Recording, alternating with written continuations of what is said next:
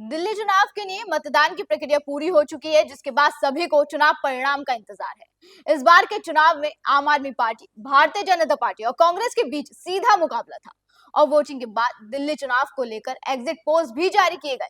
ज्यादातर exit polls में BJP की धमाकेदार वापसी का अनुमान लगाया गया, तो कुछ के अनुसार आम आदमी पार्टी एक बार फिर बाजी मारती दिखाई दे रही है। वहीं एग्जिट पोल्स के मुताबिक इस बार के चुनाव में एमएमएम फैक्टर ने बड़ी ही अहम भूमिका निभाई है, जो इस चुनाव में किसी भी पार्टी की जीत हार में बड़ा फैक्टर साबित हो सकता है। एमएमएम यानी महिला, मुस्लिम और मिडिल क्लास। तो कैसे ये फैक्टर गेम चेंजर साबित हो सकता है, क्या कुछ समीकरण बन रहे हैं, चलिए बताते हैं। नमस्कार, मैं निकिता रस्तोगी, आप देख रहे हैं डीएनपी इंडिया। दिल्ली विधानसभा चुनाव के लिए सभी 70 सीटों पर मतदान हुआ, जिसमें 699 उम्मीदवारों की किस्मत ईवीएम मशीन में कैद हो चुकी है। दिल्ली की गलियारों में विधानसभा चुनाव के लिए अपने प्रतिनिधियों को चुनने के लिए अच्छी संख्या में वोट डाले गए। हालांकि इस बार का वोट प्रतिशत पिछली बार के वोट प्रतिशत से थोड़ा कम रहा। दिल्ली में इस बार 60.44% मतदान हुआ, जबकि 2020 के विधानसभा चुनाव में 62.59% मतदान हुआ था। लेकिन बात अगर मुस्लिम बहुल सीटों की करें तो वहां पर बम्पर वोटिंग हुई है। मुस्लिम इलाकों में वोटिंग फीसदी में हुए इजाफे का सीधा असर पार्टियों की जीत और हार के अंतर को और बढ़ा सकती है। आपको बता दें, दिल्ली में 11 मुस्लिम बहुल सीटें हैं। इन सीटों में चांदनी चौक, मठिया महल, बल्ली मरान, ओखला, सीमापुरी, सीलमपुर, बाबरपुर जैसी सीटें शामिल हैं। इन सीटों पर दिल्ली के अन्य सीटों की तुलना में वोटिंग परसेंटेज बेहतर रहा। कहा जा रहा है कि 11 में से 7 सीटों पर मतदान प्रतिशत औसत से ज्यादा देखने को मिला। अब हम आपको एक बार बता देते हैं कि इन मुस्लिम बहुल सीटों पर क्या वोट प्रतिशत रहा। तो सबसे ज्यादा वोटिंग हुई मुस्तफाबाद में, यहाँ पर 69% मतदान हुआ। फिर सीलमपुर में 68.70%, बाबरपुर में 65.99%, सीमापुरी में 65.27%, मठिया महल में 65.10%। बात करें करावल नगर की तो यहाँ पर 64.44%, बल्ली मरान में 63.87%, जंगपुरा में 57.42%, चांदनी चौक में 55.96% और ओखला में 54% मतदान हुआ। अब देखने वाली बात यह है कि दिल्ली में 5 साल पहले 2020 में दंगा हुआ था, जिसके चपेट में नॉर्थ ईस्ट की 6 विधानसभा सीटें आई थी।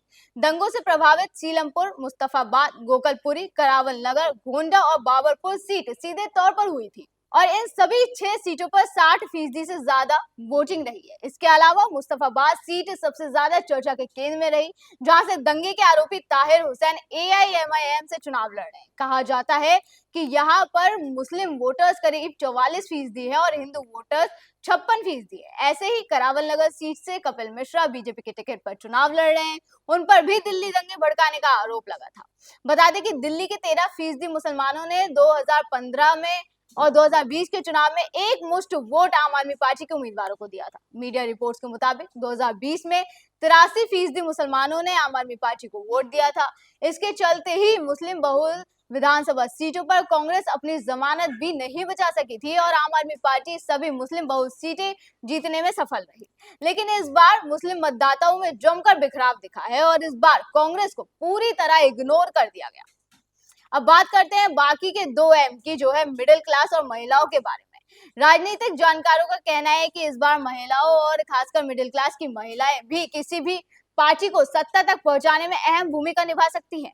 कहा जा रहा है कि अगर मिडिल क्लास और खासकर मिडिल क्लास की महिलाओं ने बीजेपी के उम्मीदवारों के लिए मतदान किया तो इसका असर चुनाव परिणामों पर भी पड़ेगा। मिडिल क्लास के वोटर्स के बीजेपी की तरफ शिफ्ट होने से अगर आम आदमी पार्टी 50 या उससे नीचे सीटों पर रुक गई तो दिल्ली में खेल हो सकता है। इसलिए बहुत कुछ निर्भर करेगा कि मिडिल क्लास कितना बीजेपी की तरफ रुझान रखता है। जैसे कि आप सभी जानते हैं कि बीते दिनों आम बजट केंद्र सरकार द्वारा 12 लाख रुपए तक की आय पर कोई भी टैक्स न देने का ऐलान किया गया, जिससे मिडिल क्लास को एक बड़ी राहत के रूप में देखा जा रहा है और इसका असर पूरी तरह से दिल्ली के चुनाव परिणाम में दिख सकता है, क्योंकि राजधानी में मिडिल क्लास एक बड़ा फैक्टर साबित हो सकता है। एक सर्वे रिपोर्ट के अनुसार दिल्ली के करीब 72% लोग खुद को मध्य वर्ग मानते हैं और अगर ऐसा हुआ तो इस चुनाव में बीजेपी को कई सीटों का फायदा हो सकता है। वहीं राजधानी कि महिलाओं ने भी इस बार अच्छी संख्या में मतदान किया, चाहे वो बीजेपी हो, आम आदमी पार्टी हो या फिर कांग्रेस हो। तीनों ही पार्टियों ने महिला वोट बैंक को साधने का कोई मौका नहीं छोड़ा। तीनों ही पार्टियों की तरफ से दिल्ली की महिलाओं के लिए योजनाओं का ऐलान किया।